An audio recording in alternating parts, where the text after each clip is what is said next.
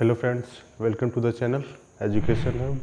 आज का जो हमारा टॉपिक है जो टाइप्स ऑफ लेज़र है, तो पिछली वीडियो का एक एक्सटेंशन पार्ट है।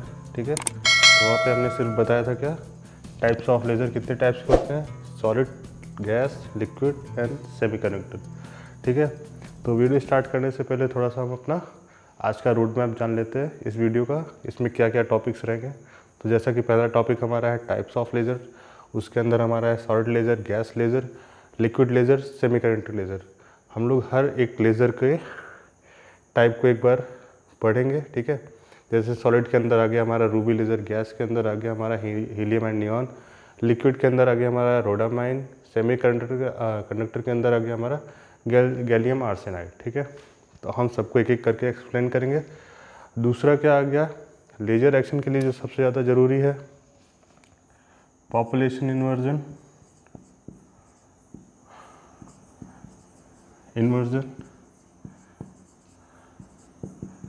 मस्ट कंडीशन होती है इसके लिए, लेज़र एक्शन के लिए। इसको एक्सप्लेन करेंगे।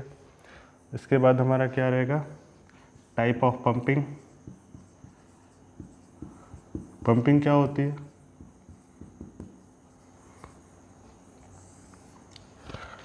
The process by which we excite the active medium to gain the population inversion for laser action. मतलब क्या हुआ, पंपिंग का जो भी हमारा एक्टिव मीडियम है, जो भी मटेरियल हम एक्साइट कर रहे हैं किसी भी तरह से, चाहे उसको ऑप्टिकल पंपिंग बोलिए, चाहे इलेक्ट्रिकल पंपिंग बोलिए, चाहे डायरेक्ट कन्वर्जन बोलिए, केमिकल पंपिंग बोलिए, कुछ भी बोलिए, किसी भी तरह जिस भी मेथड से हम अपने एटम को एक्साइट कर पाए, ठीक है, उस प्रोसेस को हम लोग क्या बोलेंगे, पंपिंग।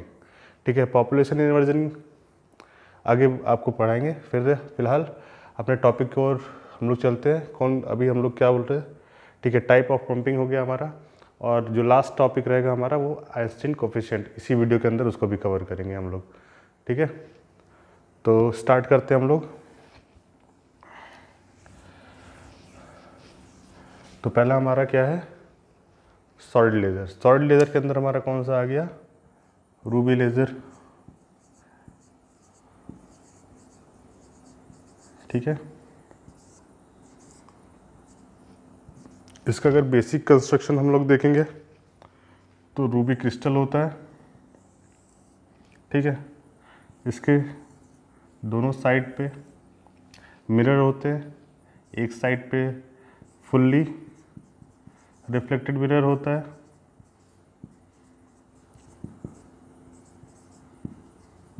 दूसरी साइड पे क्या होता है, पार्शली रिफ्लेक्टेड मिरर होता है।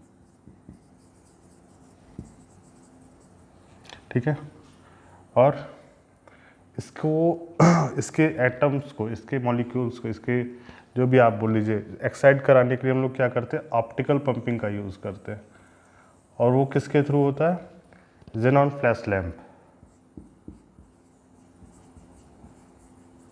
जेनॉन फ्लैश लैम्प के थ्रू हम लोग इसको क्या करते हैं, एक्साइट कराते हैं इसके एटम्स को। कैसे कराते हैं वो अभी हम लोग देखेंगे। ठीक है, इस जेनॉन फ्लैश लैम्प को हम लोग क्या करते हैं, पावर सप्लाई से जोड़ते हैं। ठीक है, क्योंकि फ्लैश लैम्प की वजह से इतना ज़्यादा हीट हो जाता है, तो क्या करते हैं, इसको हमको ठंडा भी रखना पड़ता है। इसकी कूलिंग के लिए क्या करते हैं हम लोग, वाटर सप्लाई भी करते हैं इसको। तो सिंपल सा कंस्ट्रक्शन है इसमें। रूबी क्रिस्टल होता है, रूबी क्रिस्टल के ऊपर हेलिकल शेप में क्या होता है, xenon flash lamp. Xenon flash lamp किससे कनेक्ट होता है, पावर सप्लाई से। पावर सप्लाई ये हो गया बेसिक। इसको कूलिंग के लिए, इसको ठंडा रखने के लिए पूरा डिवाइस क्या करते हैं हम लोग, वाटर सप्लाई करते हैं इसके चारों तरफ, जिससे ये ठंडा रहे। ठीक है, तो अब देखते हैं क्या होता है इसके अंदर। रूबी क्रिस्टल क्या होता है, ये aluminium oxide plus chromium oxide का एक मिक्सचर होता है। ठीक है, क्या होता है, एल्युमिनियम ऑक्साइड और क्रोमियम ऑक्साइड का मिक्सचर होता है, जिसमें 0.5% क्या करा जाता है, एल्युमिनियम आयन के अंदर 0.05% क्या होता है, क्रोमियम आयन को डोप किया जाता है। ठीक है, आइए देखते हैं। तो जैसे हम लोग इसकी वर्किंग अब देख लेते हैं, कैसे वर्क करता है पूरा रूबी लेज़र। तो यह क्या होता है, जैसे हम लोग पावर सप्लाई देते हैं तो क्या होता है, ये फ्लैश लैम्प जो होता है बहुत ही तेज़ लाइट प्रोड्यूस करता है, बहुत ही तेज़ क्या करेगा, लाइट प्रोड्यूस करेगा, जिसकी वजह से क्या करेंगे, ये जितने भी एल्युमिनियम एटम रहेंगे यहाँ पे क्या करेंगे, एक्साइट होना स्टार्ट हो जाएंगे। ठीक है, अब जब ये एक्साइट होंगे तो क्या करेंगे, ये आसपास के मॉलिक्यूल को भी एक्साइट करना स्टार्ट कर देंगे। कैसे, जब भी यहाँ पे लैंप ऑन होगा, जब भी इसको पावर सप्लाई दी जाएगी तो क्या होगा, जो भी एटम एक्साइट होंगे तो कैसे मूव करेंगे, रैंडमली इस दोनों मिरर के बीच में, फुल्ली रिफ्लेक्टर मिरर और पार्सली के बीच में। ठीक है, इसी के बीच में क्या करेंगे, मूव करना स्टार्ट करेंगे। तो अब होगा क्या, ये जब मूव करेंगे एल्युमिनियम के एटम तो क्या करेंगे, साथ में किससे टकराएंगे, क्रोमियम एटम से। तो क्या होगा, ये अपनी एनर्जी किसको ट्रांसफ़र करेंगे, क्रोमियम एटम को। तो जो मेन वर्किंग होती है इसमें पूरे रूबी लेज़र में किसका होता है, क्रोमियम आयन। इसी की वजह से क्या होता है, लेज़र बीम हमको मिलती है। ठीक है, पॉपुलेशन इन्वर्जन कैसे अचीव होता है इसमें ये देख लेते हैं। तो जब भी हम इसको फ्लैश लैम्प को ऑन करते हैं तो क्या होता है, सारे एटम जो है एक्साइट होंगे।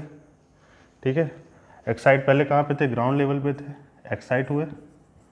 ठीक है, अब क्या होगा, ये धीरे धीरे क्या करेंगे, एक्साइटेड स्टेट में जाने लगेंगे। ठीक है, अब यहाँ से क्या करेंगे, यहाँ पे लाइफ स्पैन का कितना होता है, 10⁻⁸ सेकेंड। ठीक है, यहाँ पे क्या करेंगे, बहुत ही कम टाइम के लिए रहेंगे, उसके बाद कहाँ पे आना स्टार्ट हो जाएंगे, मेटास्टेबल स्टेट में। यहाँ पे इसका लाइफ स्पैन थोड़ा ज़्यादा होता है as compare to excited state. ठीक है, अब यहाँ पे धीरे धीरे जब ये प्रोसेस कंटिन्यूअस होगी तो क्या होगा, जो ग्राउंड स्टेट के एटम्स थे ये धीरे धीरे कम होना स्टार्ट हो जाएंगे और मेटास्टेबल स्टेट पे क्या होगा, एटम्स ज़्यादा होना स्टार्ट हो जाएंगे। ठीक है, इसी प्रोसेस को हम लोग क्या बोलते हैं, पॉपुलेशन इन्वर्जन। मतलब यहाँ की पॉपुलेशन उलट के यहाँ पे आ गई, इन्वर्जन मतलब इन्वर्स। ठीक है, यहाँ की पॉपुलेशन क्या हुई, उलट के यहाँ पे आ गई। ठीक है, तो क्या हुआ, पॉपुलेशन इन्वर्जन अचीव हुआ। उसके बाद क्या होगा, लेजर एक्शन हो जाएगा, हमें क्या मिलेगा, यहाँ पे एक बीम मिलेगी, इंटेंस बीम रेड कलर की, जिसको हम लोग क्या बोलते हैं, क्या, रूबी लेज़र से जो बीम निकली क्या बोलेंगे उसको, लेज़र बीम। ठीक है, अब ये बीम कंटिन्यूअस नहीं होती, जो हम लोग अभी देख रहे हैं यहाँ पे, ये कंटिन्यूअस बीम थी, ये क्या होती है, पल्स के फॉर्म में मिलती है। ऐसा ये बीम क्या होगी, पल्स के फॉर्म में मिलेगी। क्यों, क्योंकि ये flash lamp bar bar on off होता रहेगा, थोड़े टाइम के लिए ऑन रहेगा, थोड़े टाइम के लिए ऑफ रहेगा। ठीक है, तो जब तक ये ऑन रहेगा तब तक तो ये कंडीशन कंटिन्यूअस होती रहेगी, जिससे कि हमारा पॉपुलेशन इन्वर्जन होता रहेगा और तो हमारा लेजर एक्शन काम करता रहेगा। लेकिन जैसे ये ऑफ होगा तो क्या होगा, ये इन्वर्जन क्या होगा, उल्टा हो जाएगा यहाँ पे। तो उसके बाद क्या होगा, ग्राउंड लेवल पे सारे आइटम होना स्टे करना स्टार्ट कर देंगे, जिसकी वजह से हमारा लेजर एक्शन नहीं हो पाएगा, ना ही पॉपुलेशन इन्वर्जन हो पाएगा और हमारा रूबी लेज़र क्या होगा, ऑफ हो जाएगा। तो इसी वजह से हमको क्या होता है, रूबी लेज़र के अंदर पल्स फॉर्म में हमको लेज़र बीम देखने को मिलती है। ठीक है, ये था हमारा रूबी लेज़र का पूरा कंस्ट्रक्शन। अभी हम लोग देख लेते हैं क्या, गैस लेज़र का।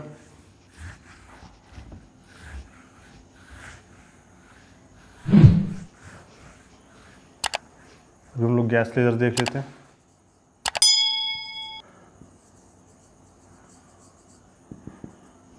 गैस लेज़र में क्या होता है, कौन सा हम लोग देख रहे हैं अभी, हीलियम और नियॉन। ठीक है, इसमें भी क्या होता है, एक ट्यूब होता है, ट्यूब के अंदर एक डिस्चार्ज ट्यूब होगा, इसके अंदर हम लोग क्या करेंगे, एक फुल्ली रिफ्लेक्टेड,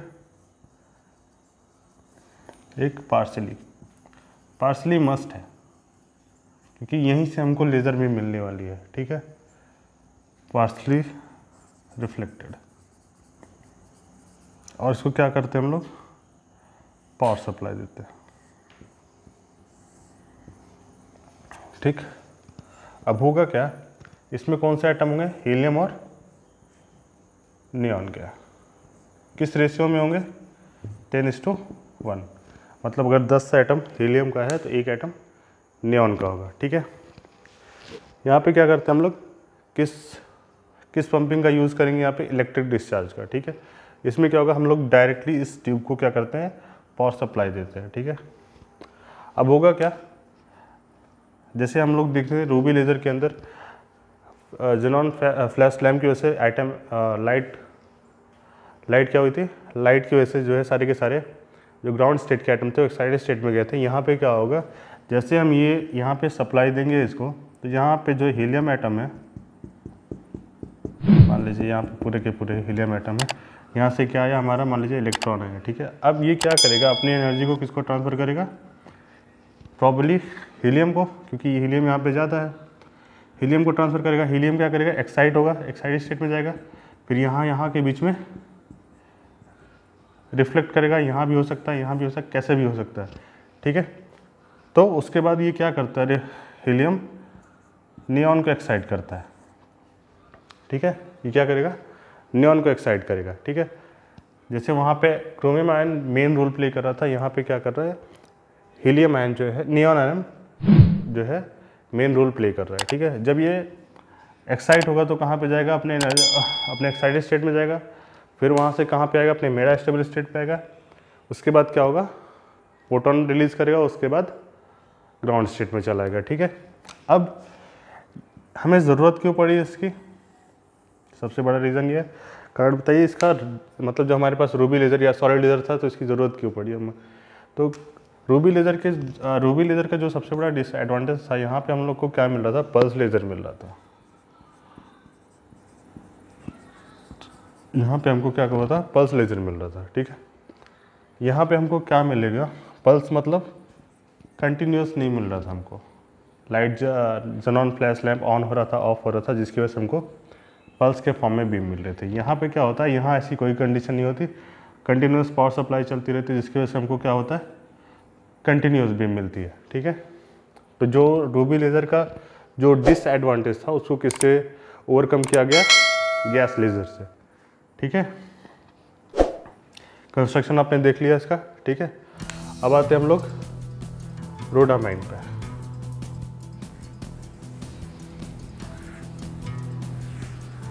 जितने भी लेज़र हैं, चाहे वो रोडामाइन हो, चाहे रूबी लेज़र हो, चाहे हीलियम नियॉन हो, चाहे गैलियम आर्सेनाइड हो, सबकी प्रोसेसेस सेम होती हैं। सबका काम एक ही है कि जो भी मटेरियल हमारे पास है, चाहे वो सॉलिड हो, चाहे वो गैस हो, चाहे लिक्विड हो, चाहे सेमीकंडक्टर हो, सबके एटम को हमको क्या करना है, एक्साइट करना है। कैसे एक्साइट करना है, किसी भी प्रोसेस के थ्रू। प्रोसेस क्या होती है हमारे पास, उस प्रोसेस को क्या बोलते हैं हम लोग, पंपिंग, ठीक है। इसी पंपिंग की वजह से हमको क्या मिलता है, पॉपुलेशन इन्वर्जन कंडीशन हमको मिलती है, ठीक है। पंपिंग क्या होती है, the process to excite the ground state atom और active medium to gain the population inversion, ठीक है। अब हम लोग देखते हैं पंपिंग कितने टाइप की होती है, एक मिनट देख लेते हैं इसको भी। पंपिंग कितने टाइप की होती है, ऑप्टिकल, जो हमने रूबी लेज़र के केस, ऑप्टिकल मतलब लाइट की वजह से, किसकी वजह से, लाइट की वजह से, ठीक है। दूसरे में हमने क्या देखा, इलेक्ट्रिक डिस्चार्ज, ठीक है। तीसरा क्या है, रोडामाइन, इसमें क्या होता है, केमिकल रिएक्शन की वजह से होता है। क्या होता है इसमें, हम लोग रोडामाइन को क्या करते हैं, एक्साइट करते हैं एटम को, ठीक है, केमिकल रिएक्शन के थ्रू, ठीक।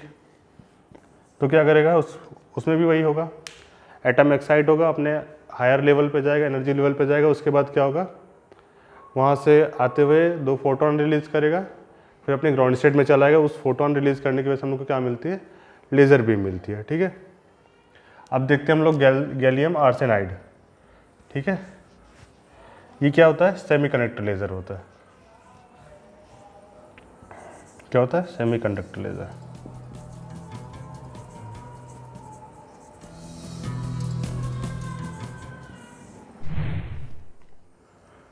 आइए देखते हैं सेमीकंडक्टर लेज़र। इसमें क्या होता है, जैसे हम लोग सेमीकंडक्टर मटेरियल पढ़े होंगे तो उसमें हम लोग पढ़े होंगे पीएन जंक्शन, ठीक है, पीएन जंक्शन, ठीक है। सेम वही होता है।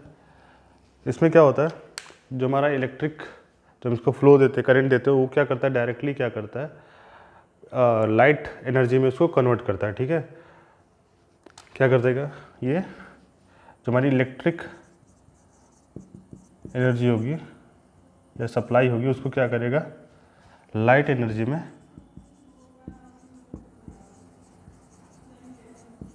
एनर्जी में कन्वर्ट कर देगा। ठीक है, अब होता कैसे है, जैसे हम लोग का फॉरवर्ड बायस केस में होता था, पीएन जंक्शन में, पीएन जंक्शन है, ठीक है, यहाँ पे क्या हुआ, power supply, P type N type. ठीक है, अब यहाँ से हमने क्या दिया, पावर सप्लाई दिया। ठीक है, अब सप्लाई इसमें करंट फ्लो होता कैसे, थोड़ा सा देख लेंगे। मान लीजिए हमारा जो है कोई भी सेमीकंडक्टर है, ये उसका वैलेंस बैंड है, ये उसका कंडक्शन बैंड है। ठीक है, अब होगा क्या, जब इसको हम सप्लाई देंगे, एक लिमिटेड सप्लाई के ऊपर जब इसको देंगे तो क्या करेगा, क्या करेगा, ये वैलेंस बैंड को छोड़ के कंडक्शन बैंड में आना स्टार्ट हो जाता है। तो इसकी वजह से क्या होता है, इसमें सप्लाई स्टार्ट हो जाती है और क्या होता है, करंट फ्लो होने लगता है, और ये क्या करता है, इसको कन्वर्ट करके लाइट के फॉर्म में, हमको एक बीम के फॉर्म में एक लाइट मिलती है, जिसको हम लोग क्या बोलते हैं, लेज़र बीम। ठीक है, तो क्या हुआ, तो हमारा टॉपिक था लेज़र, टाइप्स ऑफ लेज़र के अंदर, चाहे वो सॉलिड हो, चाहे वो गैस हो, चाहे लिक्विड हो, चाहे सेमीकंडक्टर हो, सबका एक एक एग्जांपल हमने देखा। रूबी लेज़र सॉलिड के अंदर, गैस के अंदर हमारा हीलियम नियॉन, लिक्विड के अंदर हमारा रोडामाइन, सेमीकंडक्टर के अंदर हमारा गैलियम आर्सेनाइड। तो हमारा जो टाइप ऑफ सेमीकंडक्टर था उसके अंदर हमने सिर्फ एक ही कंडीशन देखी है, जो भी हमारा एक्टिव मीडियम होगा, उसको किसी ना किसी प्रोसेस के थ्रू हमें एक्साइट कराना है। ठीक है, किसी ना किसी प्रोसेस के थ्रू हमें क्या करना है, उसको एक्साइट कराना है। ठीक है, तो आइए देखते हैं टाइप ऑफ पंपिंग। कितने टाइप की हमने पंपिंग देखी है। पहला ऑप्टिकल, जो कि रूबी लेज़र के केस में था, या सॉलिड लेज़र बोल सकते हैं। ठीक है, इलेक्ट्रिक डिस्चार्ज,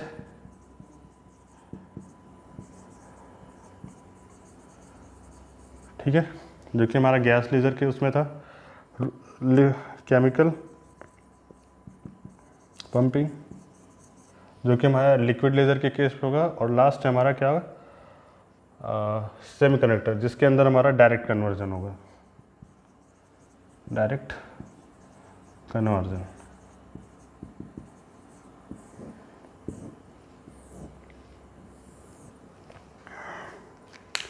अच्छा, लेज़र क्या बोलते हैं, ठीक है, ये हुआ टाइप्स ऑफ पंपिंग हो गए। ठीक है, अब जो लेज़र एक्शन हो रहा है वो क्यों हो रहा है। ठीक है, क्यों हो रहा है, जो हमारी क्या बोलते हैं, एल्बर्ट आइंस्टीन ने जो 1970 में थ्योरी दी थी, कौन सी थ्योरी थी वो, interaction of electromagnetic radiation with the matter. ठीक है, electromagnetic radiation with the matter. ठीक है, क्या कह रहा है ये, कि मैटर जो होता है इलेक्ट्रोमैग्नेटिक रेडिएशन के जब टच में आता है तो कौन कौन सी प्रोसेस होती है। तो पहला कौन सा प्रोसेस था हमारा, पहला क्या था, स्टिमुलेटेड एब्जॉर्प्शन। ठीक है, दूसरा प्रोसेस कौन था, स्पॉन्टेनियस एमिशन। तीसरा क्या है, स्टिमुलेटेड एमिशन।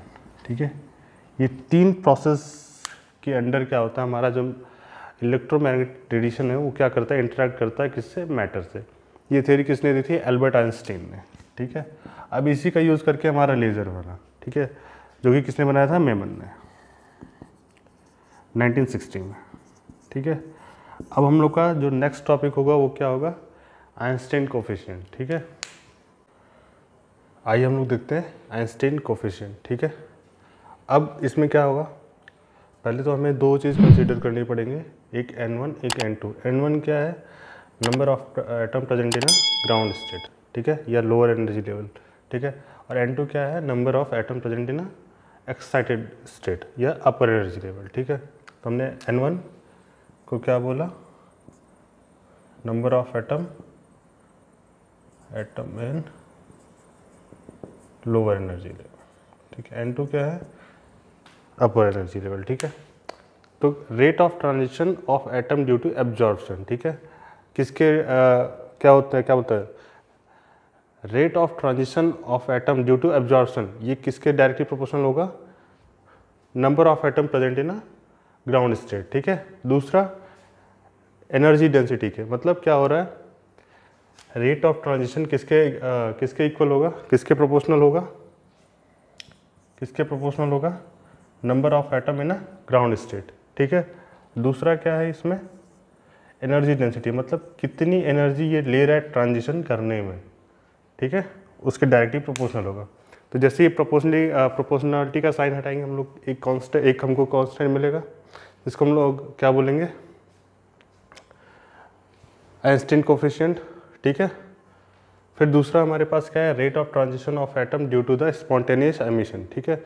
यहाँ पे क्या हो रहा है, स्पॉन्टेनियस में हम लोग जानते हैं हमें इसको बाहर से कोई एनर्जी इंड्यूस नहीं करानी पड़ती, ये अपने आप ग्राउंड पे आता है, एक्साइटेड स्टेट से ग्राउंड स्टेट में अपने आप आता है, ठीक है। तो यहाँ पे एनर्जी डेंसिटी कोई ज़रूरत नहीं, यहाँ पे सिर्फ क्या होगा, rate of transition will be directly proportional to the atom present in a higher state या अपर एनर्जी लेवल। तो जब इसका प्रोपोर्शनलिटी हटाएंगे तो हमें क्या मिलेगा, एक कोफिशिएंट मिलेगा, ठीक है। तीसरा क्या है, rate of transition of atom due to the stimulated emission. यहाँ पे क्या हो रहा है, हम लोग मेटा स्टेबल स्टेट के एटम को क्या कर रहे हैं, एनर्जी देके उसको ग्राउंड लेवल पे ला रहे हैं। यहाँ पे क्या होगा, ये किसके प्रोपोर्शनल होगा, एक तो N2, मतलब जितनी भी एटम हमारे एनर्जी लेवल में है, अपर एनर्जी लेवल में है, दूसरा किसके, जितनी एनर्जी हम उसको दे रहे हैं नीचे लेवल पे लाने के लिए, ठीक है। जब इसको हटाएंगे, प्रोपोर्शनलिटी यहाँ से हटाएंगे तो क्या मिलेगा, हमको एक कोफिशिएंट मिलेगा या कांस्टेंट मिलेगा, ठीक है। अब थर्मोडायनेमिक इक्विलिब्रियम में जितना एमिशन होगा, जितना एब्जॉर्प्शन होगा, उतना ही एमिशन होगा। तो हम क्या बोल सकते हैं, rate of transition of atom due to absorption will be equal to rate of transition of atom due to spontaneous emission and stimulated emission. मतलब क्या है, जितना हमारा एब्जॉर्ब कर रहा है एटम, मतलब उस पूरे प्रोसेस में जितने भी एटम है, जितना भी उन्होंने एब्जॉर्ब किया, वो किसके इक्वल होगा, स्पॉन्टेनियस एमिशन और स्टिमुलेटेड एमिशन के। आ रही बात समझ में, मतलब जितना एब्जॉर्ब होगा उतना क्या होगा, एमिट होगा, ठीक है। ये कंडीशन हमारी किस में है, थर्मोडायनेमिक इक्विलिब्रियम में, ठीक है। अब हर एक की वैल्यू रख देंगे हम यहाँ पे, ठीक। हमें इसमें निकालना क्या है, एनर्जी डेंसिटी, ठीक है, इसी को हमको फाइंड करना है, ठीक है। तो जहाँ जहाँ भी एनर्जी डेंसिटी होगा उसको हम एक साइड कर लेते हैं, बाकी को दूसरी साइड कर लेते हैं, ठीक है। तो इसमें क्या हो रहा है, स्टिमुलेटेड एमिशन को हमने एक साइड कर लिया, बाकी स्टिमुलेटेड एब्जॉर्प्शन और एमिशन एक साइड हो गया, ठीक है। उसके बाद हमने इस इक्वेशन को सॉल्व किया तो हमारे पास क्या आ गया, एनर्जी डेंसिटी क्या आ गई, ये आ गई, ठीक है। अब यहाँ से जो हमको मिला, जो हमको अपना आंसर मिला, इसको हमने किससे कंपेयर किया, प्लैंक्स रेडिएशन लॉ से, ठीक है। किससे कंपेयर किया, प्लैंक्स रेडिएशन लॉ से कंपेयर किया, ठीक है। ये हमें इक्वेशन मिली, ये इसको हमने किससे कंपेयर किया, प्लैंक रेडिएशन लॉ से। तो हमें 821 अपॉन B21 का हमें क्या मिला आंसर, πh3 अपॉन C3, ठीक है। पहला ये मिला, दूसरा यहाँ सब सेम है तो हम लोग क्या बोल सकते हैं इसको, B12 upon B21 is equal to 1, ठीक। अब जब 1 इक्वल हो गया तो इक्वल टू 1, मतलब ये कंडीशन क्या बोल रही है, जितना भी स्टिमुलेटेड एब्जॉर्प्शन होगा, जितना भी स्टिमुलेटेड एब्जॉर्प्शन होगा वो किसके इक्वल होगा, स्टिमुलेटेड एमिशन के, ठीक है। बात समझ आ रही है। आइंस्टीन कोएफिशिएंट में क्या हो रहा है, जो भी हमारा स्टिमुलेटेड एमिशन है वो किसके इक्वल है, स्टिमुलेटेड एब्जॉर्प्शन के, या स्टिमुलेट जितना भी एब्जॉर्ब किया उसने क्या किया, उसको एमिट कर दिया, ठीक है। आई होप वीडियो आपको अच्छी लगी होगी। अगर अच्छी लगी तो लाइक करिए, शेयर करिए, सब्सक्राइब करिए हमारे चैनल एजुकेशन हब को। Thank you.